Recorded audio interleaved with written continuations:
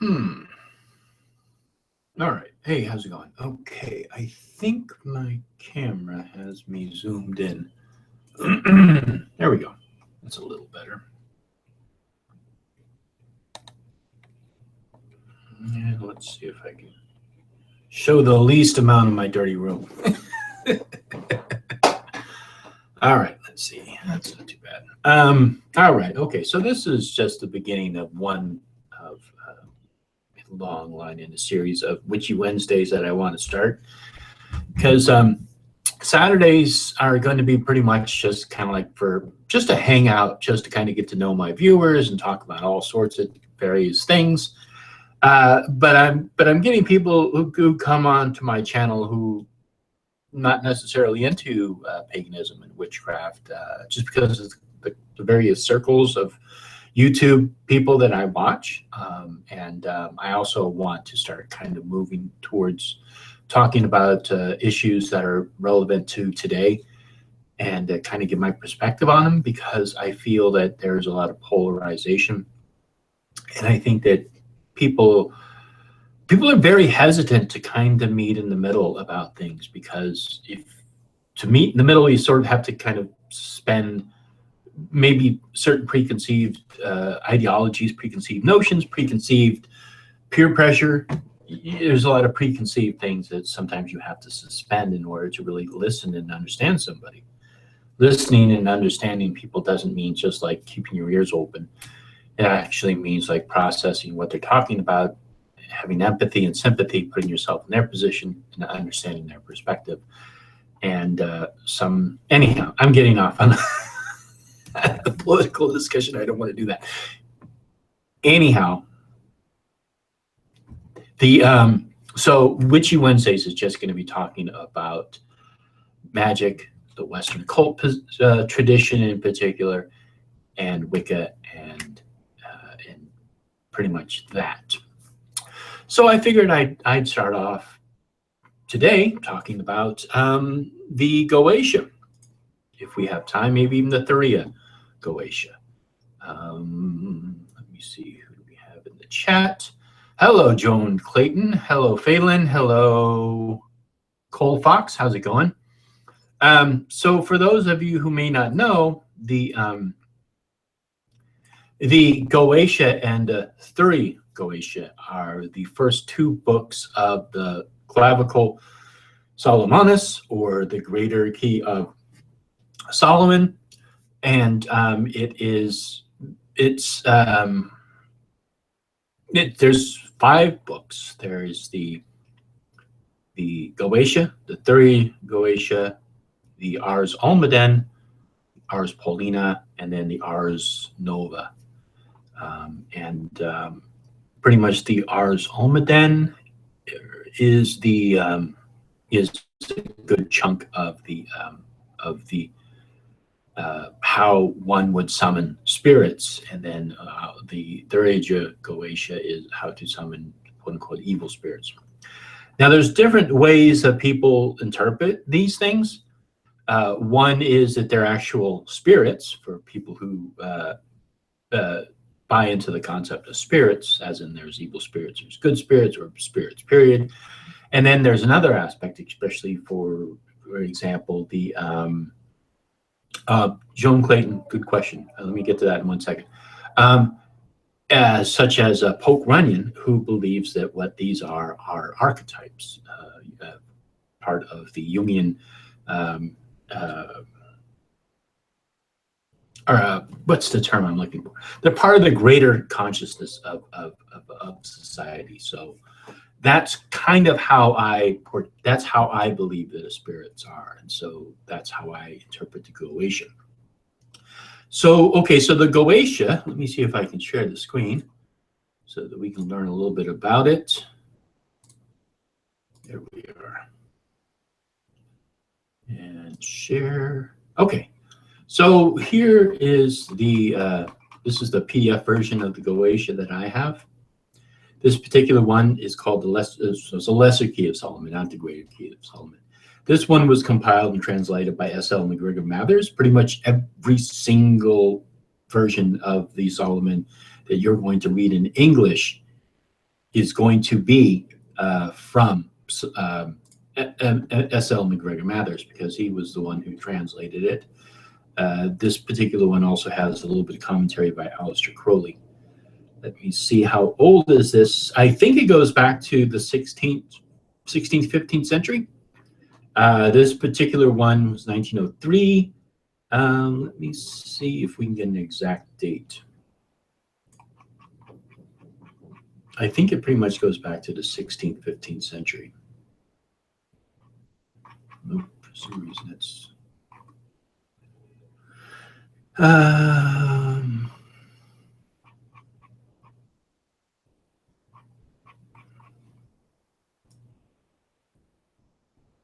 let's see if it has it maybe in the back. No, might have to look it up.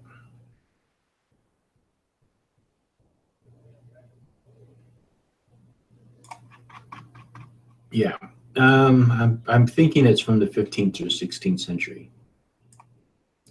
I guess I could go online and find out for sure.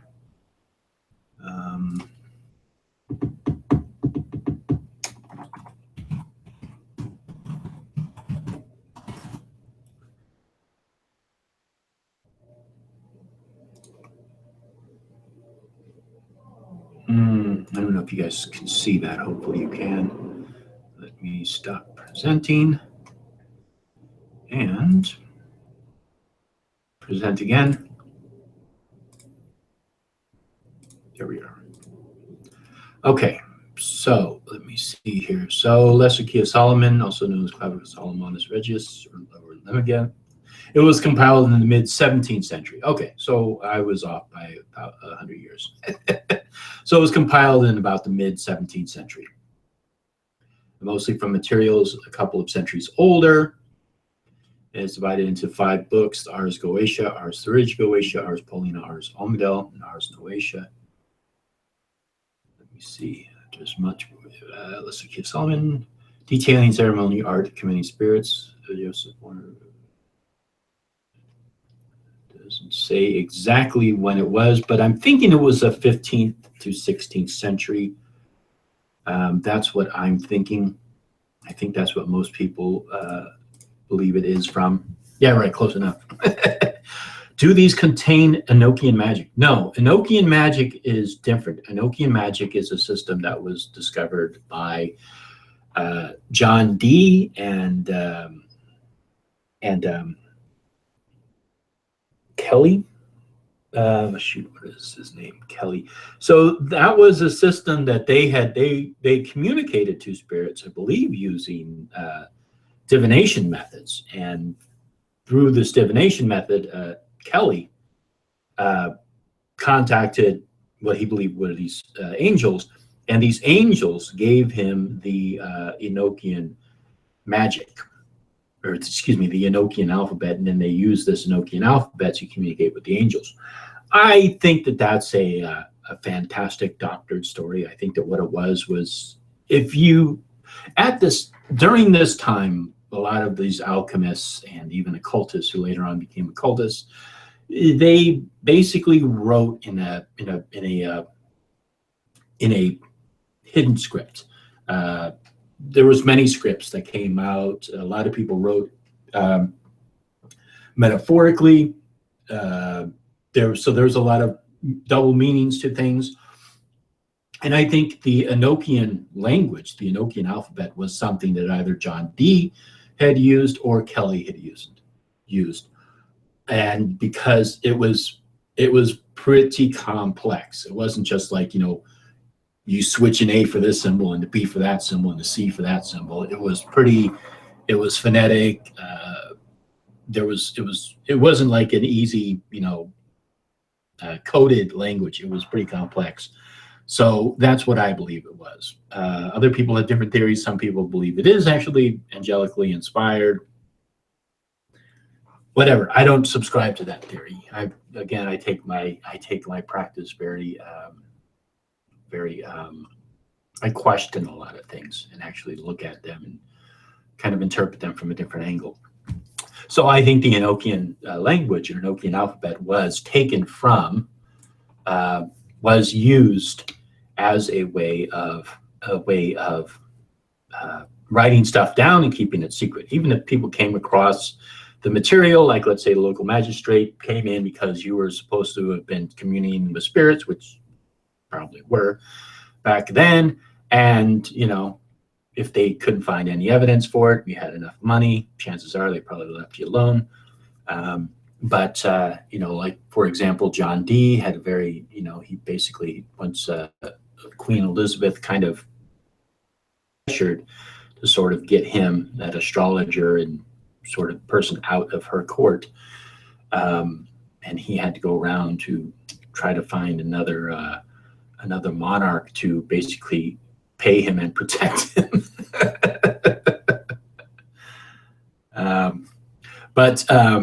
Yeah, so one of the things that people were supposed to have been able to do back then was to turn lead into gold. So who wouldn't want to support that?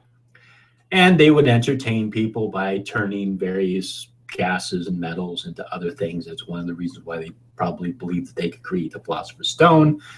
And one way to kind of also do that was you had to have a little bit of sleight of hand. Maybe you poured a little bit of this, a little bit of that in. It's smoked and powdered and everything. You dropped in a little lump of gold and poured it out and showed it to the crowd and said, "Look, see, I could turn it to gold. I'm not here to steal your sperm." Oh, good.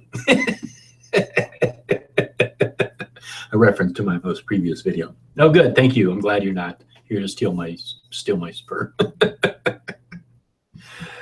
Philosopher's Stone. Yeah, the Philosopher's Stone was believed to be, there's a spiritual Philosopher's Stone and there's an actual Philosopher's Stone. But there was believed to be a way of turning lead into gold, basically a base metal into gold.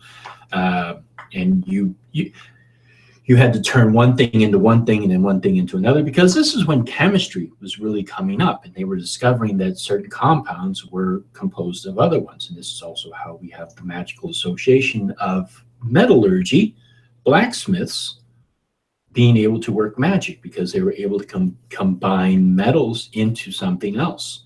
They were able to basically forge things that most people could not do. And there was believed to be maybe some sort of sorcery or some kind of magic involved in that, especially certain metals. If you didn't know what you were doing and you were trying to, for example, create bronze, and you didn't know how to put in enough zinc into the bronze, or maybe you didn't mix it correctly. I believe it's tin and copper, bronzes. So if you didn't mix a certain mix of it, it would become brittle, and then other persons would be able to build much stronger bronze weapons. So, and then this led into, like, you know, Iron Age and being able to forge iron. Same thing. If you didn't know what you're doing with iron, your iron would be too brittle and break, or if you knew what you were doing, that would really hold an edge and be very strong iron. And then obviously iron led into steel. So yeah, so there was all sorts of various ways to convert one metal to another metal, create new metals, have things smoke and fizzle and all this stuff. And they entertained people this way. And so there was this belief that there was a Philosopher's Stone that could turn lead into gold. And then also one belief was that if you drank the substance, that you would attain mortality. And the sort of the spiritual aspect of alchemy that later came out, that when it fed into hermetics, was the idea that it was turning the base lead of a human being into a gold, so that you were becoming a more enlightened, more better, more intelligent, more evolved, if you will, a greater person than who you were. Let me see, golf. Yes, turning lead into golf. Let me see. I am a bit late, but I can't afford to work full Goetia. I do work with some of the sigils. Oh, okay. Hey, Jeremy. How do I turn my laminate countertops to granite or quartz? That's a very good question. That's pretty high magic right there. That's really high magic. So yeah. So I mean, I don't know how in depth we'll get into the Goetia. I was actually hoping to have somebody else on who's into the Goetia. So it's a pretty complex system. It's not something that most people who maybe have been practicing witchcraft magic for a little bit would probably want to get into, because it's even though you can look at it as in a spiritual or a Jungian archetype aspect, the understanding of working with the Goetias, you sort of have to have a little bit of understanding, a little bit of confidence in yourself of what you're doing before you do it, because then you can kind of have I don't want to say negative consequences, but you can sort of generate your own sort of fears around it, and this can have adverse effects on you because you don't really feel comfortable with it. So it's a little bit of a higher advanced thing that somebody would want to be working with, but the information is out there. So, you know, a lot of people do work with it. So if somebody's been practicing for a while and they're interested in it, I would recommend, you know, getting that. And there's PDFs of it. You can do a Google search and find the PDFs on it. I'm going to be I'm going to be developing some books on various occult other books, sort of like my own interpretation of them that I'm going to be working on. This is something I have planned out later on. Yes, I'm seeing John, but I'm not sure. Cole Fox, yeah, sure, you can come on. I'm not going to be going for too long. I'm probably going to be ending the stream at 8 o'clock, but sure, I'll invite you on. You will have to, I think I'm following you on Twitter. I think I remember seeing your name pop up in Twitter.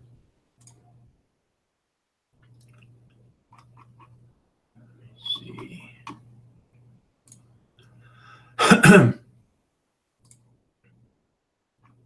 Yeah, here you are.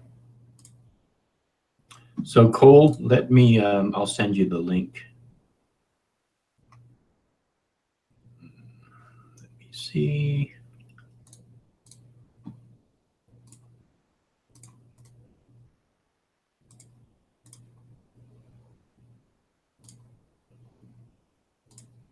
Okay, so I'm going to send it to you in a direct message, Cole Fox, in Twitter. I just sent you the link. You should be able to click that and join. Let me see. Close. I lost my star sapphire. Oh, that sucks. Let me see. So I mean, one of the things that I don't like about the Goetia is that it is filled with a lot of Christian stuff. It's filled with a lot of, like, there's certain psalms you have to repeat, and you're basically demanding spirits to come and show themselves to you. And there's various things, like if it doesn't show you, then you do this other one, you sort of demand it, and you have to threaten it with chains and hellfire and all this stuff. And it just contains a lot of stuff that I just don't buy into. And so that's one of the reasons why I never worked with it. And one of the ways that I did work with it was actually just to change a lot of the script to it. And then I felt like it was missing something. So I've never enjoyed working with the Goetia. I like the symbols in it. I like the discs that you can create with it. There's aspects of it that I appreciate, that I enjoy. But as for a working system for myself, I never felt that it really resonated with me. You also you can work with the Greater Solomon with it. There's various ways that people have used it, incorporated it into their system. A lot of the symbols are very similar to Voodoo practices, where there's certain sigils that you draw on the ground, and you stare at that sigil, and then you become possessed by that Loa, and it rides you. It's very similar to that, where you can look at one of the diadems of a certain spirit and kind of meditate on that. I mean, there's various aspects that you can use in it. I think for myself, I wanted to kind of practice it like in the traditional, like how it's laid out first, practice it that way, and then later on make changes in it, because I think for myself, it's good to understand how the raw system is, how it is supposed to be done. And it takes a little while to kind of understand. You kind of have to bounce around in the book to really get a good understanding of how it's supposed to work. Yeah, I like Sticks and Hammer. There's some things that I don't agree with Sticks and Hammer, but I do appreciate his take on things. He has good insight and knowledge into some occult books. He has a different perspective than I do, but yeah, I do like him. He's a good. I definitely would recommend him to other people who are interested in that. Let me see. And I also know that Sticks and Hammer, he does the same thing. He's created some books where he is giving information to, or his take on the information, and giving it to other people, which I think is nice. Because if you don't really understand the Goetia in particular, and you're really just kind of trying to practice it out of a book, it can be a little overwhelming, because some things are a little wrong, and it takes a little while to sort of figure out those little bugs. But I think S.L. McGregor Mathers did a great job in translating it, and we owe him a lot for it. That's one of the things that frustrates me about occult teachers, is people always talk about Aleister Crowley. And Aleister Crowley was a great magician, but he wasn't the only magician who gave a great amount to our occult body today. S.L. McGregor Mathers, Israel Regardie, Franz Barden. I mean, these people, we owe them a lot. Eliphas Levi. I mean, we owe them a lot. They really gave us a lot of information, and they did the hard work, translating some of these manuscripts from Greek and Latin, French, German, etc.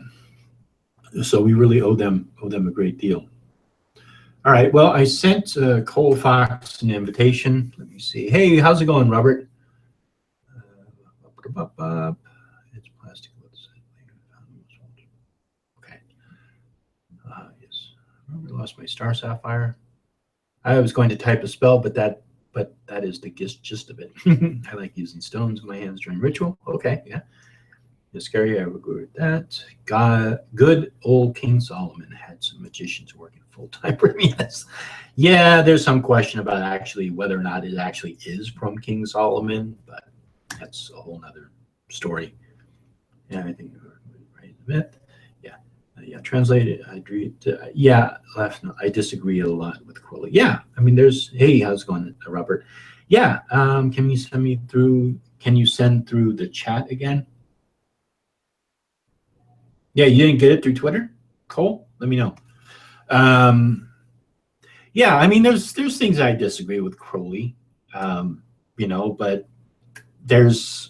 I also understand, I understand that there are people I'm not gonna 100% agree with, but that doesn't mean that they don't have something that I can agree with or I can take from them, I don't have to absolutely 100% agree with everyone. I don't want to 100% agree with everyone.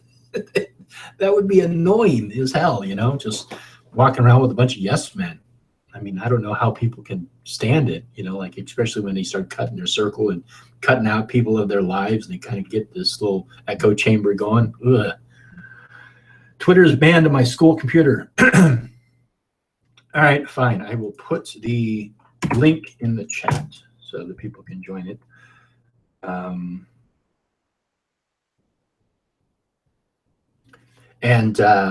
Yeah, so I mean, yeah, so Crowley's one of those people that it's just really interesting to listen to, or not read, but I mean, it's interesting to get his perspective. He was very smart. He was very intelligent. He was definitely very magically attuned. He was a great artist. I mean, a fantastic poet. And I think that's one of the reasons why a lot of people use his liturgy, because it's great. It sounds poetic and it's powerful and it's full of symbolism, Hello, Cold Fox. How's it going? Pretty good. Good. So you were mentioning you have a perspective on the Cave of Solomon. Well, I studied it a bit before I actually went into the Green Witch. So Oh, a right. little bit. Okay, Cole. Cole's yeah. Hey Cole. I'm remembering that you're Cole Stewart or Cole S. Mhm. So what's up? Nothing much. Kind of bored. Okay. I gotta be careful because I do have some people in my house and they don't entirely agree with this right here. So Hmm. I gotta kind of talk low. Okay. That's all right. Yeah. Yeah. Okay. So what's your perspective on it? Well, the Goetia. Well, when I first read it, I took it literal, straight for what it was. Hmm. And but listen to what you were saying. I do believe, yeah, it very well could be a code within it in which you could do. But I'm still a little bit confused on it because I mean, I wasn't there at the time, so it could have very well be straightforward, or it could very well just be a code. Hmm. Right. So, but when you're talking about the spirits, I do see them as manifesting in their own selves as an actual spirit Hmm. individually. Um, because I've noticed, well, there's usually, well, in green witchery, we do see that everything has a soul. Even the tiniest leaf has its own part of the plant. So, therefore, I Hmm. can see where it has its own individual purpose. Okay. Interesting. So you would have, like, let's say you would have the whole body of a plant, which comes from a main root or Hmm. main trunk, and then all the branches that come out from that. And then each leaf that's a part of that branch. You believe that each one of those leaves has its own soul, Not its own or soul, is but that it's kind of just part of the metaphorical? soul. Oh, it's No, okay. So it's literal. It's literal. It's part of it, okay. not its own, but it's part of a whole. So, for example, if a tree lost a leaf, it lost a part of its soul. Not necessarily. If it's like Okay. if you tore it out, then yes. But if you if it fell to the ground naturally, then it would Hmm. just decay back in the earth and of course just rise up back up into the tree. Hmm. Yeah. Okay. All right. Okay. I guess I understand that. Now, what about so for example, working with spirits. So okay, Hmm. so let's say you call the spirit of whoever an Hmm. ancestor or whatever. Um, now what do you think about those? Well, what is your belief about spirits? How do you think they come about, and Well, what's your what makes it seem like um, a legitimate thing to you? well, okay. So if you take the Christian point of view, they believe in angels and demons. Well, as I grew up Christian but have switched over, I still retain that fraction that there are literal demons and spirits and such forth. I do believe they're spirit world. So I don't mainly would say I would call up one due to the fact that I think once you're dead, I think you should stay where you are. Uh, but I do see that the spirits themselves could be working for, well, in my belief, uh, Mother Earth or Mother Nature. So I could see that them being somehow related to her and working with her. So they So, would manifest in themselves. mhm. So now, okay, so for example, like when you die, what do you believe happens to first of all, do you believe that humans have a spirit? Yes, I do. Okay, so when a person dies, what do you think happens to that spirit? Well, I like the Egyptian style, and so I've incorporated that with me. I Hmm. believe that there are five components of the human soul, and Hmm. as so, I believe that basically, if I remember correctly, it's been a while since I've looked at that part, but I think it's the what is it? It's the Ba and the Ka Hmm. for the Egyptian, and I believe that one of them goes to the afterlife, while one stays here with your family. So I believe. Hmm. One watches like a guardian angel, while the other one goes on to the afterlife. Okay, so the five aspects of the spirits, so that like there's like the lower base one, and then so there's different levels of the spirit. No. And then, huh? No? Okay. There's the shoot, which is the shadow. There's the id, which is the heart. There's the rin, which is literally your it is literally your name. It is the true name of the soul, given at birth, but the true name of the soul. Then you have the ba, which if I remember correctly, is the life force of the soul, which goes on to the afterlife. And then you have the ka, which is guardian. It is also the life essence, you would say, which stays here and watches over it as a part of your family. Okay. So where do each one of these 5 parts go to after death?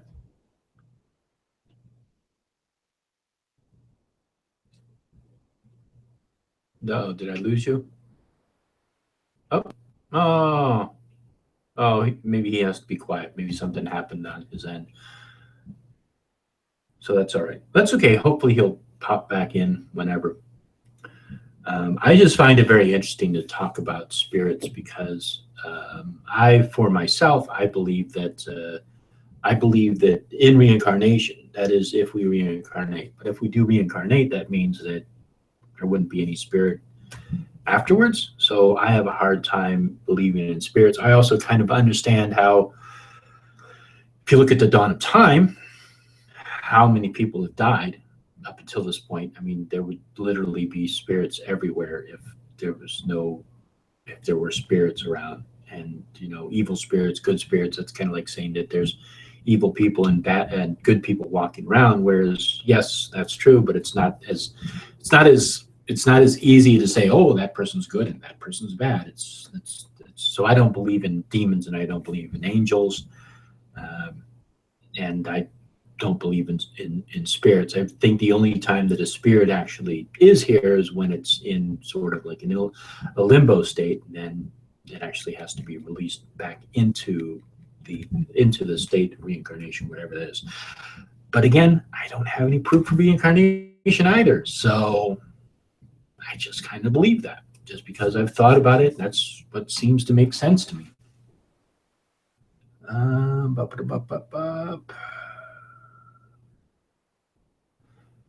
So, but anyhow, so back to the Goetia. I don't know how much I'm going to go into it because, to be honest, I don't really feel too comfortable to really teach it in a sense, to kind of like be the main source for it. Hey, Cole, you're back. What Yes, happened? I am. Okay, that's all right.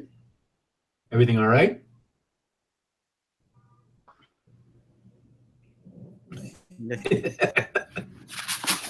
Don't know how that happens, but it does. That's okay. I thought maybe you had to disconnect because of your privacy issues. Oh, not yet. Okay, all right. So I think you had cut out on. I asked you a question about what happens to those 5 aspects of the soul after a person dies. Well, where do they go, or what happens to them? Well, in my belief, the shoot, which is the shadow, it stays here on Earth. Okay. It lingers around. Then you have your ka. I'm looking at it right now. It is the vital essence that makes the difference between the living and the dead. So basically, when you die, it cuts out. It cuts out. What do you mean? It mean that like it dissipates or completely disappears? Yes. Okay. It is what drives the power of the human flesh. Okay. And basically, once you die, it just cuts out. Okay. So the shadow part, the one that stays here, what happens to that? Does it just sort of carry on indefinitely, or? Yes, it does. It is the other. Okay. It is the other extension of you. Okay. Kind of like it is you, but it's not you. Okay. Yeah. And then so the ka and the shadow part, but what about the 3 in between those? those two? Well, the Ren is literally your soul's name. Okay. Now, some people, they can also interpret this as your literal name, and as long as it is remembered or read about on an inscription or included in some type of prayer, your identity has remained around. Okay. Kind of like, you know how there's different, I could basically kind of say there's kind of 2 levels to the afterlife. One in which, paradise in which you live on for a while, as long as you're remembered. And then there's a second. It's kind of like a place for the forgotten and lost. Kind of like a wandering soul's bin. You want to put it that way.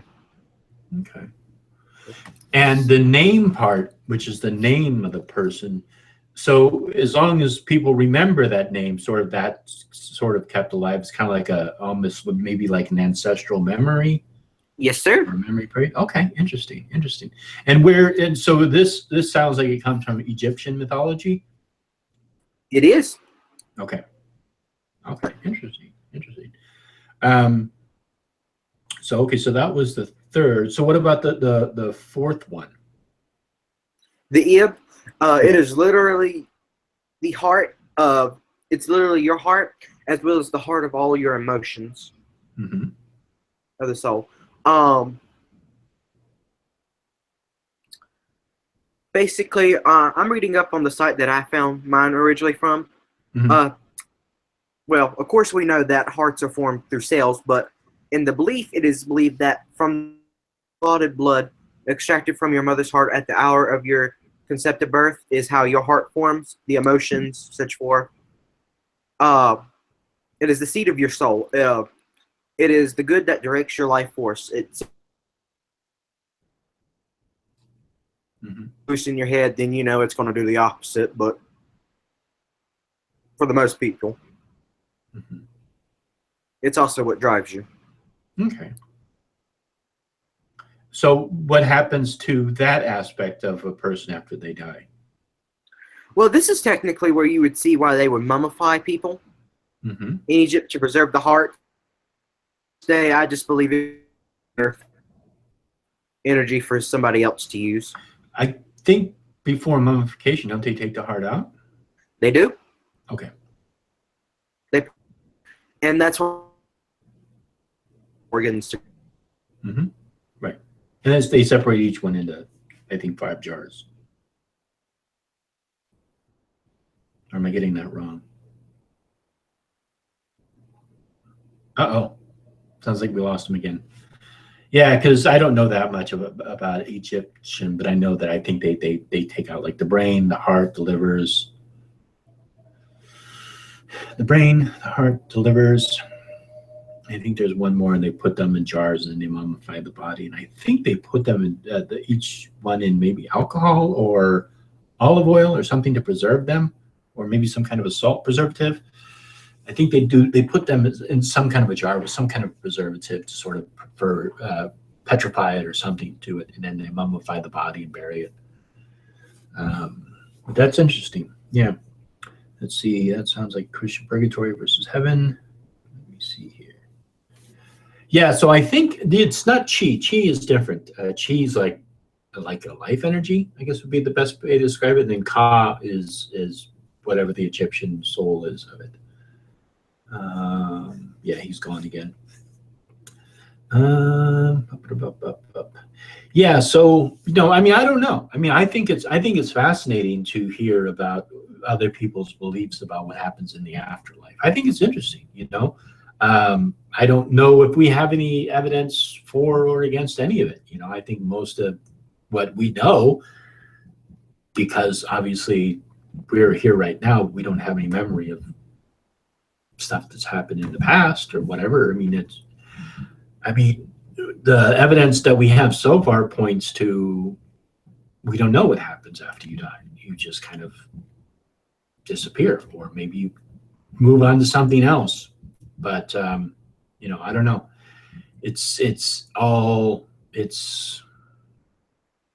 I've never seen any heart of, hey, welcome back. You there?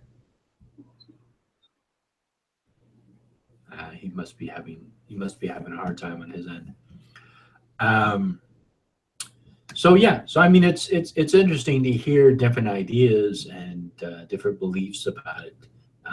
You know, like I said, the one thing that bothers me about reincarnation is the idea that we keep reincarnating back to the earth. Because if that was the case, then people would obviously have memories of their past lives or whatever, which some people claim that they do, but that's really just a claim. And they're always some kind of like a prince, or they're always some, you know, important person from a past life. They're never just some little peasant who was, you know, a pig farmer.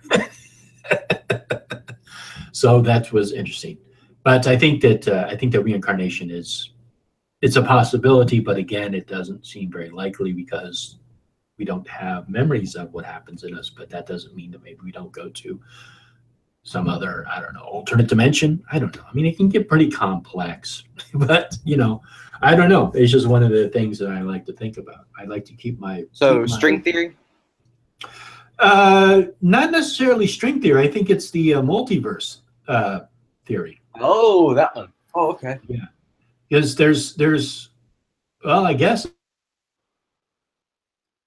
it's kind of that's getting a lot of traction nowadays is the idea of there's actually several multiverses. It's not just our universe. There's actually a multiverse. And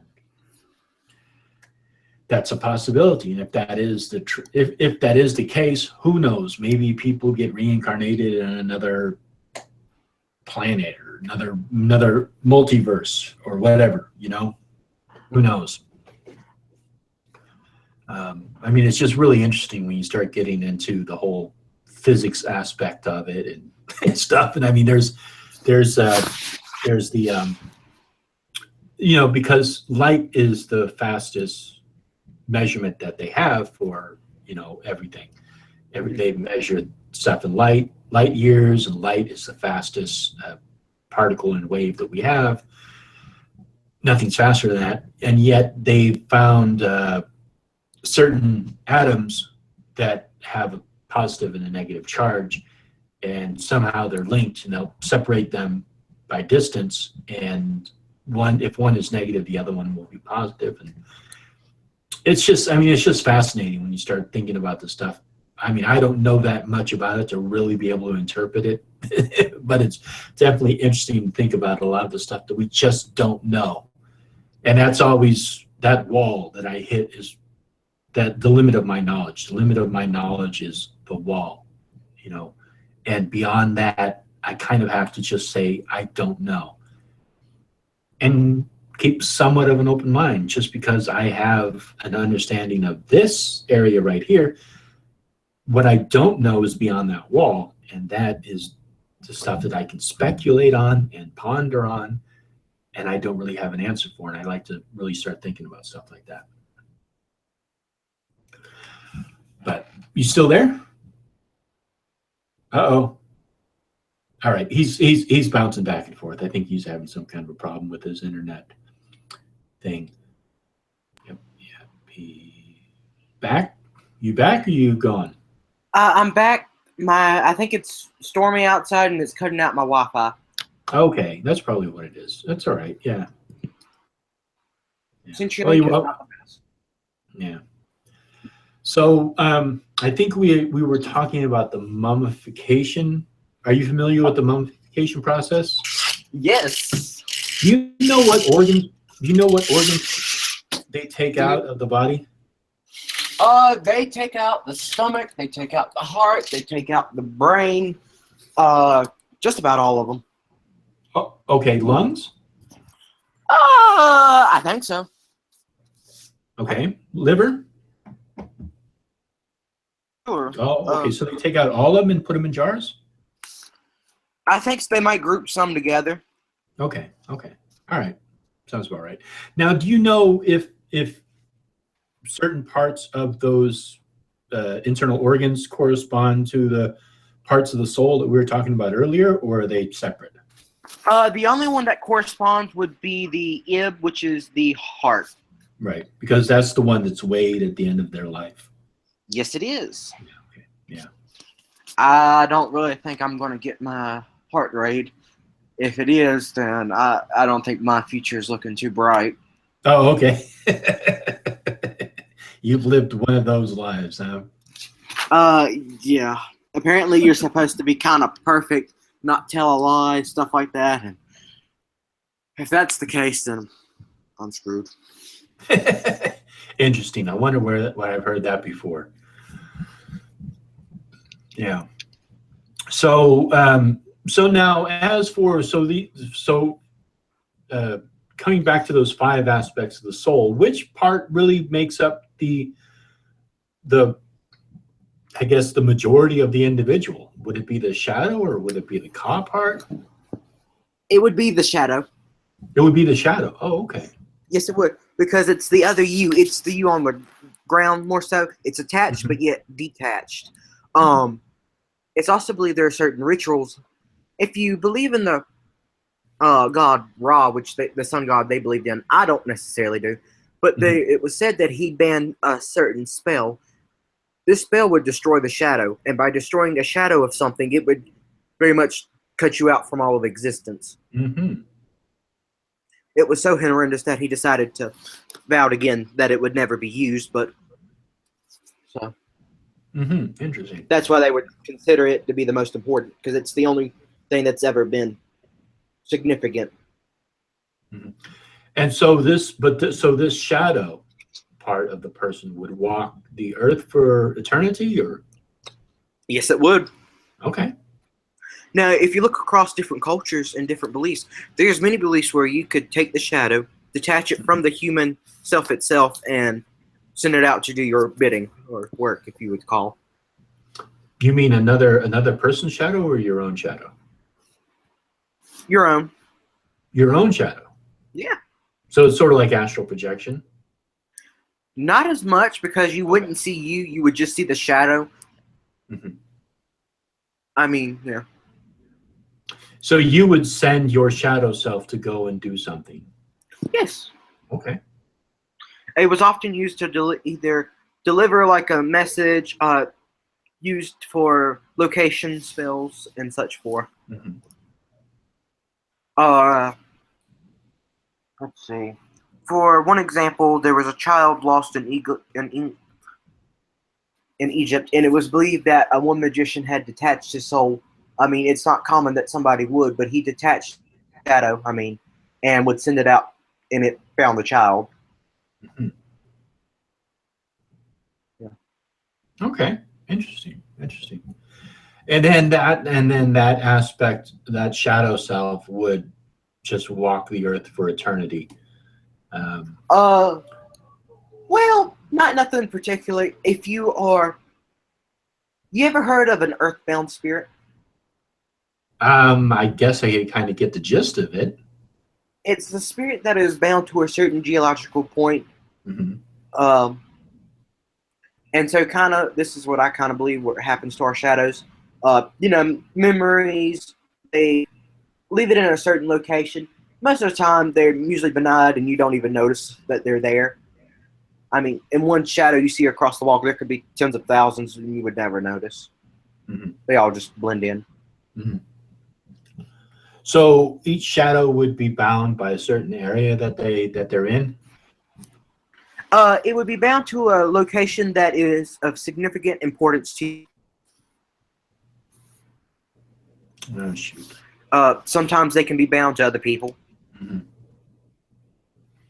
So, okay, so then this, so that would be the extent of the afterlife, that they would, after they die, their shadow would stay on the earth and walk for eternity. Is that the extent of the afterlife in the Egyptian theory?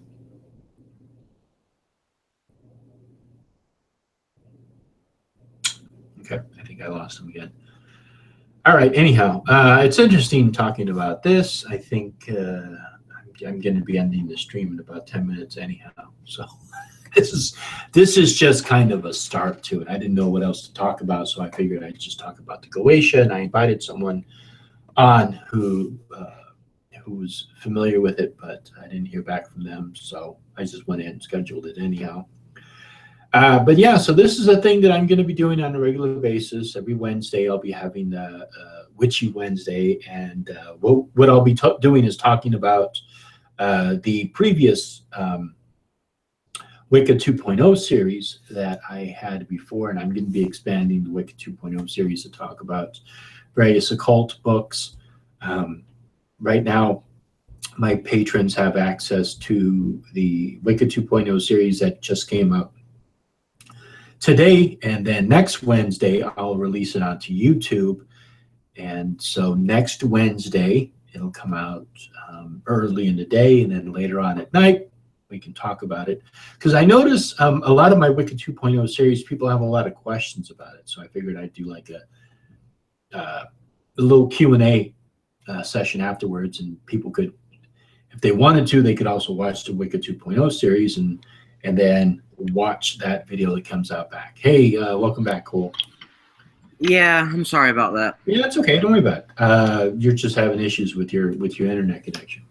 Yeah. I was just letting people know that this is just going to be a regular thing I'm going to be doing on Witchy Wednesdays. Hey, now, I know that I just recently posted a Wicca 2.0 series on my Patreon. Do you have access to it? Have you been able to watch it? Because I know some people have been having problems with it. I haven't necessarily seen it lately. Actually, Okay. I have to give my laptop back tomorrow, so I'll have to switch over to my other device, which I should be able to there. Okay. Okay. But anyhow, I was just curious because I want to make because I know that you guys get a preview to my videos before they come out. Okay. So and so yeah, so this is gonna be a thing that I'm gonna be doing on a regular basis on Wednesdays.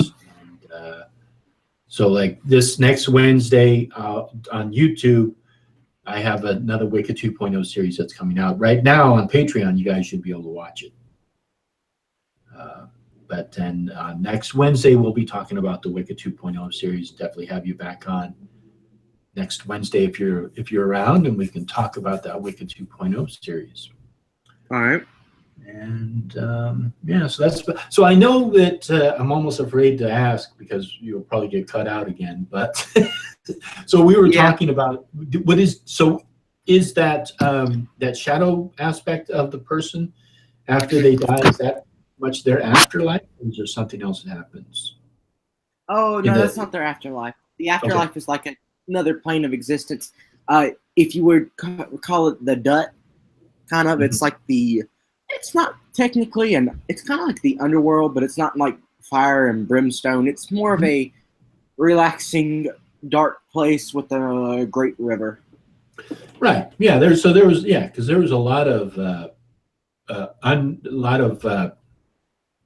underworlds that were not necessarily like hell. They were just like the underworld where people went. I think at least the Romans and the Greeks had a concept of it, and the Egyptians, and I'm sure other cultures had a concept of it. That's why we often buried our dead, because that idea that they went to the underworld. So so they would spend eternity in that underworld, or you said it was almost like another dimension? Yes, they would spend eternity in there. Okay. Kind of like a big old family reunion, if you would call it. Okay. Okay. And then they would live there for eternity with the rest of their family and friends and all that. Okay. Interesting. And then there's probably like ways that like one could communicate, like the present world could communicate with the underworld. Of course. Yeah. Like most cultures. Yeah. Interesting. And then that aspect of the self that would go into the underworld with them. So it wouldn't be those 5 parts, if I'm getting this correct. Am I? Yes, it would only be one part. It would only be one part.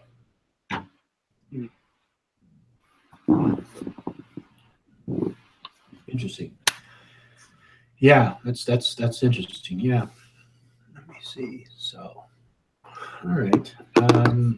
I think I'm probably going to end this pretty soon. I'm just doing an hour one. This is just a start of the series, because I'm going to start doing this every Wednesday. But so did you want to talk about the Goetia? I know we kind of got talking about the afterlife. Yes, of course. So do you want to talk about the different types of spirits they are, or what would you like to do? Yeah, sure, if you want to.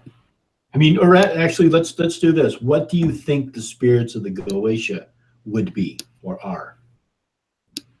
I believe they would actually be spirits themselves. Mm-hmm. Manifestations of different spirits. Mm-hmm. Now, do you think these are spirits of entities that once lived, or do you think that these are just? I wouldn't see them as they ever lived.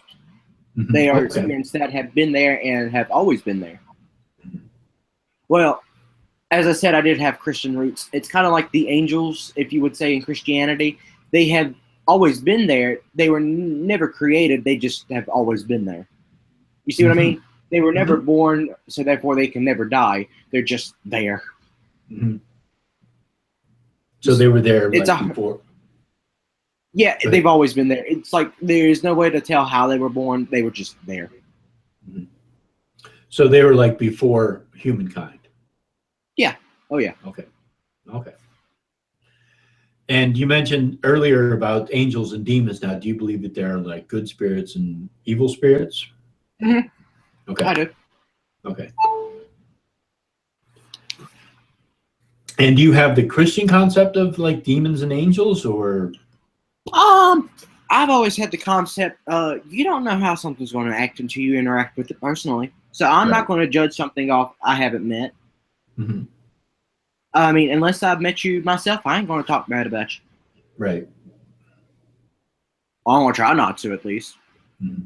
So it sounds kind of like they're a spirit, and you don't really know until you interact with it whether it's a good spirit or an evil spirit. Mm-hmm. Kind of like don't judge a book by its cover.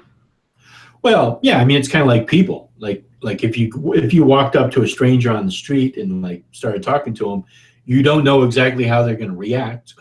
You know, hopefully maybe you can approach them with some kind of courtesy and respect or something, and kind of, you're not just going to tap them on the shoulder and start like telling them what to do, because obviously they're not going to be friendly to you. But I mean, if you approach them with courtesy and respect, and then open up a dialogue with them and start talking with them, is that kind of how you approach spirits or think about spirits? Oh yeah, I would give them the utmost respect, because you're asking of them, not the other way around. Mm-hmm. Yeah. So I would give them with the utmost respect. And I do have a friend that is a Satanist, and I was talking to her, and she said when you do summon a demon, most demons are pretty nice.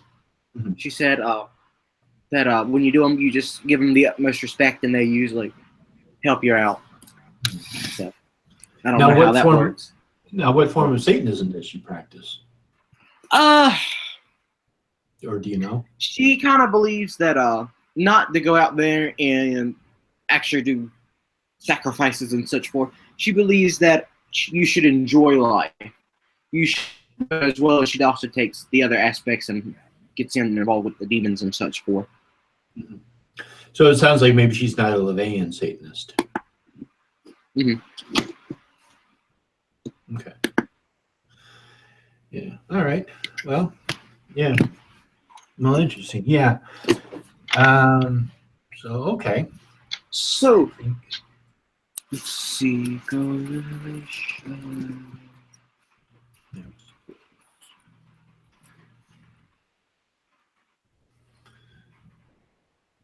So, hey, Zabora, how's it going?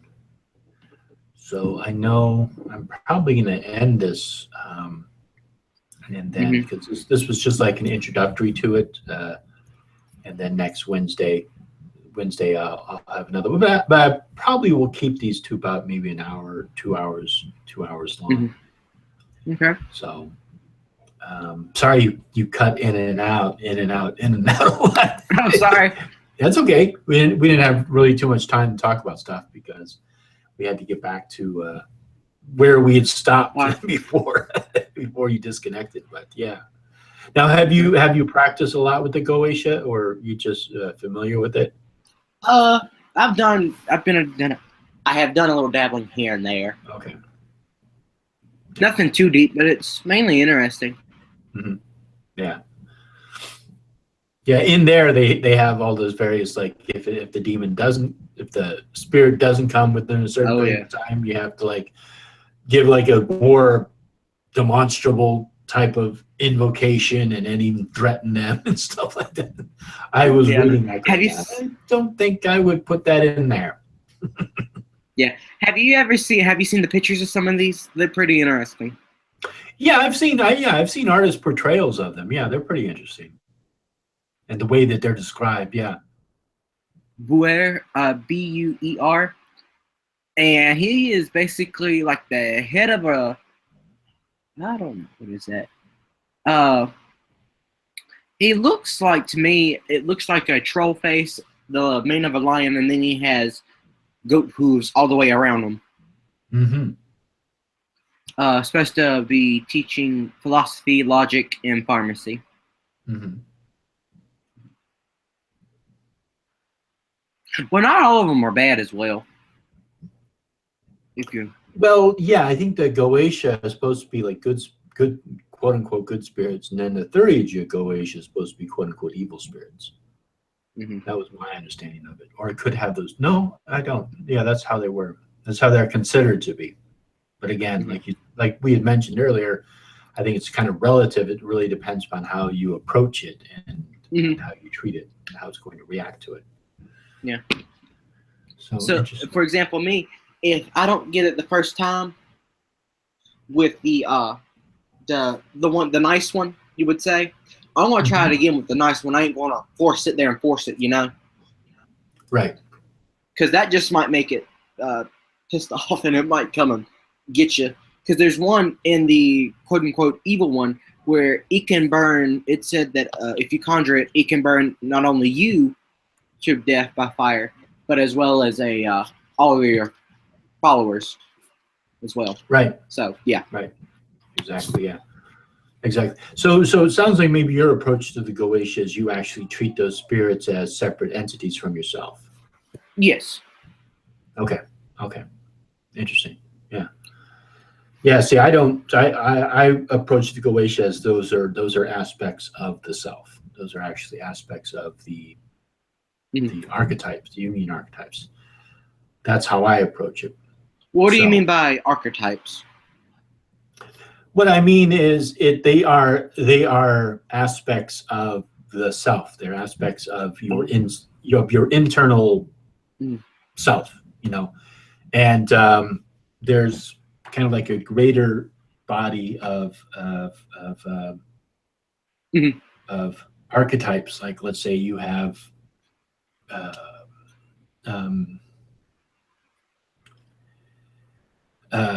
archetypes of the warrior or the king or the queen or the or a prince or an archetype of intelligence or an archetype of wisdom or an archetype of war. All of these various parts of ourselves, parts of personalities, parts of a person that make up a person, is an aspect of a various spirit. No. For a lack of a better term. So for example, if you work with Aries or you work with the spirit of war, you're essentially tapping into that aspect of the self, that universal part of the self that engages in battles and warfare with whatever it is. It doesn't necessarily mean battle or warfare with a particular tribe. It could also be like an internal war, an internal battle that one is having. But you would work with that aspect of that aspect of oneself. That's how I interpret it. So I don't see that those spirits encompass those things like the spirit that you mentioned about learning and wisdom and pharmacy is a spirit outside of the self. It's actually aspects within yourself. That's how I view it. Okay. So this is, let's see, is this an atheist channel? Is this an atheist channel? Or is it a Christian channel? Hold on, let me look.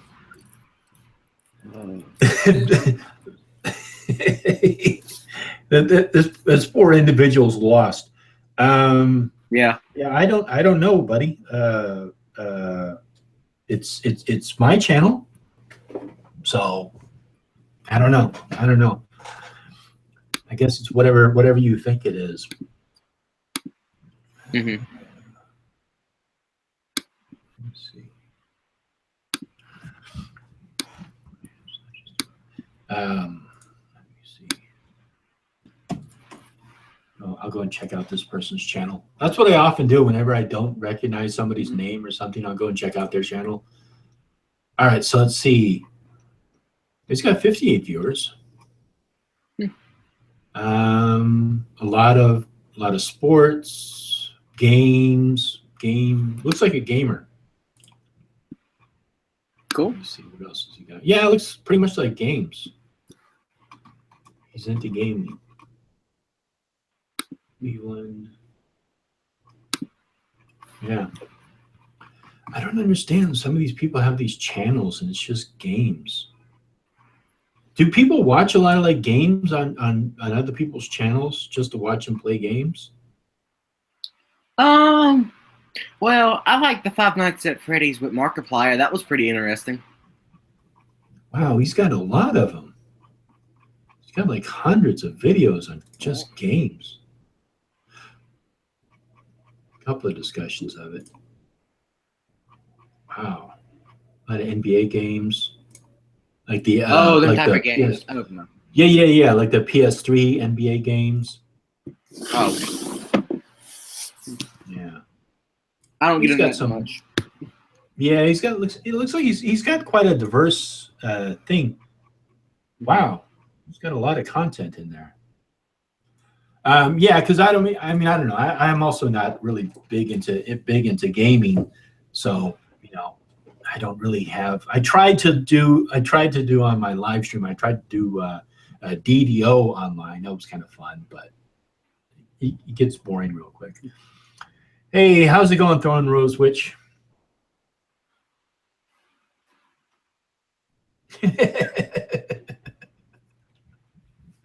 That's funny. Yeah, it's funny. Yeah, so I don't know. I didn't really anticipate to go too long on this. Like I said, it was just kind of like a introductory to Witchy Wednesday, which I'm going to be doing every Wednesday, and so we kind of got talking about the spirits and the afterlife, and so we didn't really talk too much on the Goetia, so you didn't miss much, Thorn Rose Witch. But I probably will be maybe at another later time. I actually want to do a video on it, and all 5 books of it, because you really kind of have to have an understanding of all 5 books really to be able to work with the Goetia. But I think that is. Yeah. What was that? You can go ahead. Oh, I was just going to say you kind of have to have an understanding of really all 5 of them really to be able to work with the have a good understanding of the Goetia and work with it. Oh, okay, yes. So she actually was working with the spirit you mentioned earlier, I believe. The 20th spirit Belef. I warned that he's messing with your timing. Could be.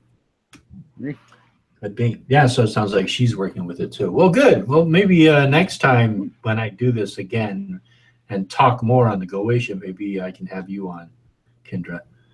We can talk about that. So let me see. Yeah, because I was just going to come on real quick and just do this for an hour, so I don't want to go too long. But it always happens that way. People start coming in right when I'm getting towards the end of it. Everybody check out Michael W. Ford's Luciferian version of the Goetia. It's really interesting, Kendra. I actually contacted Michael a couple of times to get him to do an interview, and it just kept falling through. I do like his stuff. I think he's good. There's another person, the Black Witch Coven. she's actually very good too. She works with the Goetia. So yeah, there's a lot of people who work with it. It's, yeah, I think the Michael Ford is a good one. I think her name, I don't know her, the name of her channel is Black Witch Coven. She works with it too. She's really good. He takes it away from Christianized way. Yeah, good. Yes, exactly. That's that. I began talking about. Yeah, Black Witch S Coven. Yeah, she is amazing. Yeah, exactly. I have a very hard time with Adonai and Elohim and all the various names they throw in there, the titles of God, and I've never liked those. I never liked those in some forms of traditional Wicca, and I don't like working with them in either the lesser or the greater key of Solomon. And it was also one of the things that kind of turned me off of working with ceremonial magic, because they use that too in Kabbalistic magic. Hey, Kendra. Yeah. If you're out there, I got a question. So which one do you think the spirits are? Are they individual, or are you thinking as they are as hellbound heathen with their as a greater self with the in the universe, as you said?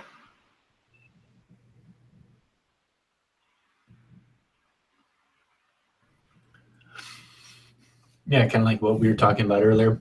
I have a feeling from what I've seen of her posts. I think she sees them as you do, as spirits outside of the self. But okay, I'll let her answer that. I don't want to talk for her.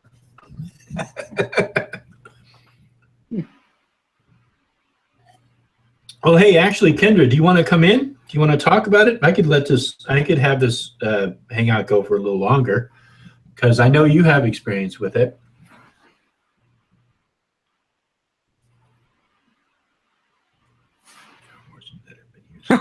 Okay. Yeah. That's interesting. Nice. Yeah. So, yeah. So let me know if you want to come in. I'll send you the link.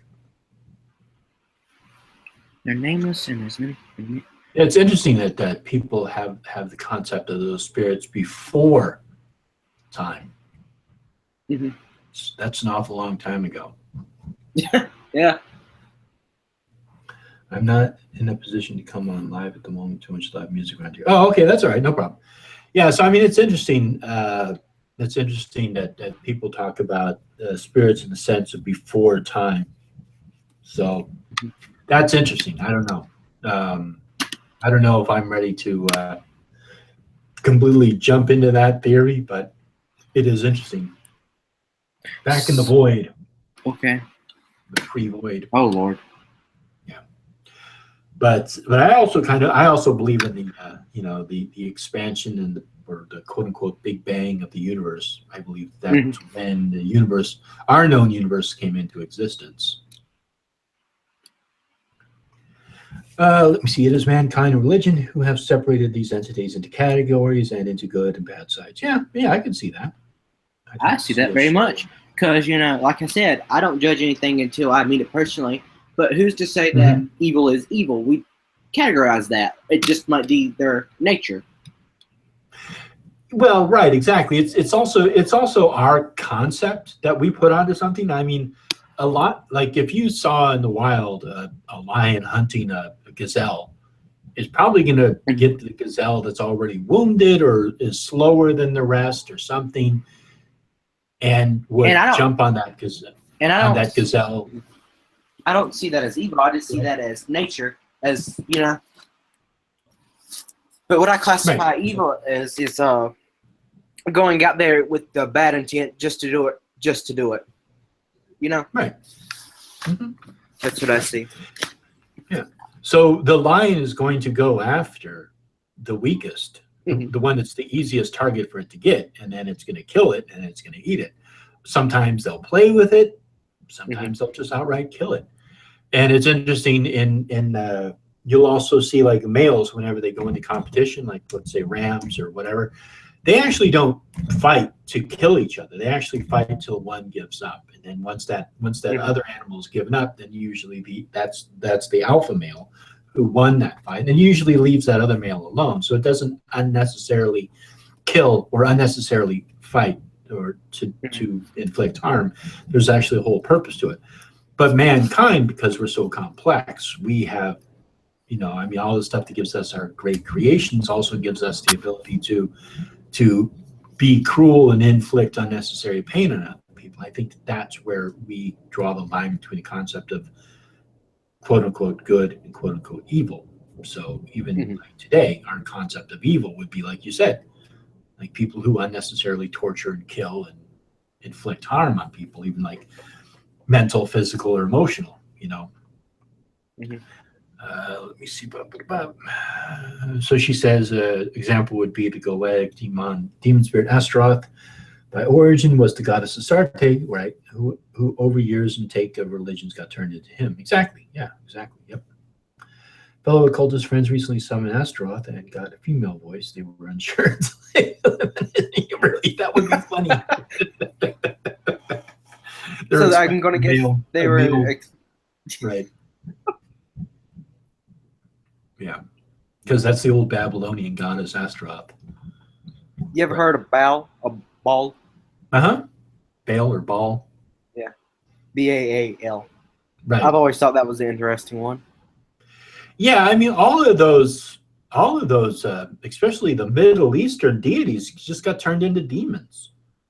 I mean, that's probably, that's how a lot of these pictures that they have of them, and these interpretations, is possibly how people also drew them back then, and then people kind of twisted it and made it like deformed, and so yeah, so there's a lot of Phoenician, Babylonian, Syrian. I see them I might have seen them draw them like that, as this right here. So I'm guessing some people could have been persistent in the past, maybe got them mad. So spirits, I've always seen them as able to take any form they wish. So they could have took some type of form to try to scare them off, and that probably could have worked oppositely. I'm sorry. Can you repeat that? I'm thinking some of these spirits might have got peed off at people being persistent on them, rude. So they could have taken a form physically, as spirits can manifest themselves in any way, in any image. Probably tried to scare them off, and that's how they got a bad rep, I thought, or who knows? Yeah. I mean, that's a possibility. I don't think it's outside of the realm of possibility. I mean, if you saw a foot hopping down the street, just a foot, I mean, most people would say, "Oh, that's cursed. It's evil. Stay away from it." Mm-hmm. Yeah. But I think that also, I think when you start looking at symbols of deity, it's kind of like a whole story. It's kind of like in the early Christian church. I mean, most people were illiterate until about the 17th, 18th century, when people started actually getting educated by, if they were non-missionaries. Before that, even most priests were illiterate. So you looked up at the church, and the church had all these pictures depicting the whole story of what happened. So that's also how a lot of deities were portrayed. So that they would look at, like, let's say, a picture or a statue of a deity, and that deity would hold symbols that explained exactly who that deity was. And then you just knew by, how other people approached that deity, what that deity represented. So if you have a picture of, like, let's say, a winged figure like Mercury or something, you understand that means that he's able to, like, fly to not only on the ground but in the air and be kind of like a messenger to all over the place. And so each little symbol sort of gives an idea of what that deity represents. So if there's like a giant foot or spider legs or something on it, that probably means something more than it was. So it is interesting. So Kendra saying Baal is Canaanite deity by yours. Yeah, Canaanite. Thank you. I saw a foot hopping down the street. I would scream. As Marie's been working with the summoning symbols, some sigils are hard to draw. Yeah, they are very hard to draw. I agree. Yeah. It's interesting to try and kind of understand some of those some of those sigils and how they came about, how they became associated with the various deities, but that's all. I think to a certain extent, it's hard to really find out exactly where they came from. At some point, I'm sure it was probably just like somebody's interpretation of what that deity may look like or what it would represent to them. Mm-hmm. Do you have any ideas on that? And could you repeat the question? Okay, so for example, the symbol of Baal, and inside the symbol, or let's say the symbol of Astaroth, that would be it's sort of like a pentagram, and then there's these other little lines that come out, and then it's within the circle, and then the name of the person around the circle. But how do you think they came up with that sigil representing Astaroth? Well, I'm looking at it right now. Okay. You're cheating. I'm just kidding. Oh. No, I'm kidding. You're not cheating. I'm kidding. All right. Well, my guess is there could have been. That's kind of hard. That's kind of broad. There could be a system in which they work by. I mean, the spirit itself could have chosen it, or some type or whatever in there, Or somebody could have started off with a meaning and said, "Ooh, let's add this. It looks pretty." I mean, it's hard to tell.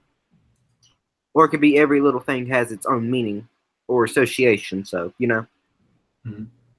Yeah, because there are sigils for some things that you can actually trace back to, like a magic square for a particular planet or something. I mean, you can kind of sometimes you can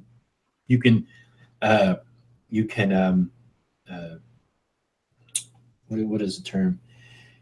You can kind of deconstruct how they came up with something, but it's hard to kind of deconstruct some of the Goetia symbols because whatever led to them, we lost that knowledge or something. That's what I'm thinking. That's my assumption, is that there was a system for discovering it, but at some point in time, we probably just lost that knowledge, lost that information. Let's see. So Kendra's saying that yes, those sigils are based on the planetary magic squares. That makes sense. Yeah, but I've tried to reverse engineer those and I couldn't figure it out. Anyhow, maybe I'll have a chance to talk with her more about that at some point. Look at that one. She gave a new one. Match each spirit's planetary properties. Okay.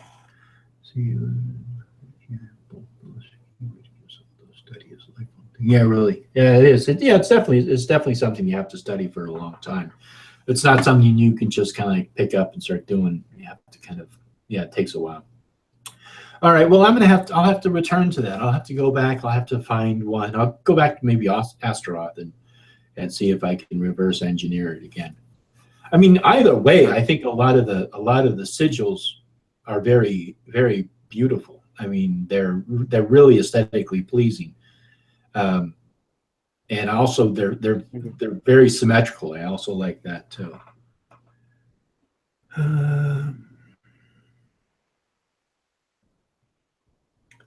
So yeah. So all right, well, it's 8:30 right now, so I think I'll probably end this pretty soon. Oh, you got 8:30 over there? Yeah. I'm at 11:24 over here. Okay. Wow. Yeah. Yeah, I'm in a Pacific Standard Time, so That it's makes 8:30 over here. But I have to go out and I have to go grocery shopping. Basically through the planet's man, usually invoking hexagrams by hour. Well, good night. Yeah, good night, Jeremy. So so I think I'm going to go ahead and end this. But yeah, so next Wednesday, I will have another episode of this Witchy Wednesday. We'll talk about witchy stuff. I probably won't be talking about the Goetia. We will probably be talking about the Rock, which is an Icelandic book of magic, which I'm also doing a video on, which will be coming out. Will be coming out next Wednesday. That's why we'll be talking about it that Wednesday. But I do want to do a video on the Goetia and then we can have more of a discussion on this. Maybe I get Kendra and you back on, and we can talk about that. So, hey, thanks a lot, Cole. I appreciate it. Thanks, chat, for chatting and bringing up and answering questions. Thank you, Kendra, for your input. It was definitely very valuable. Thanks all, and have a good night. Blessed be. Bye. Blessed be. Bye-bye.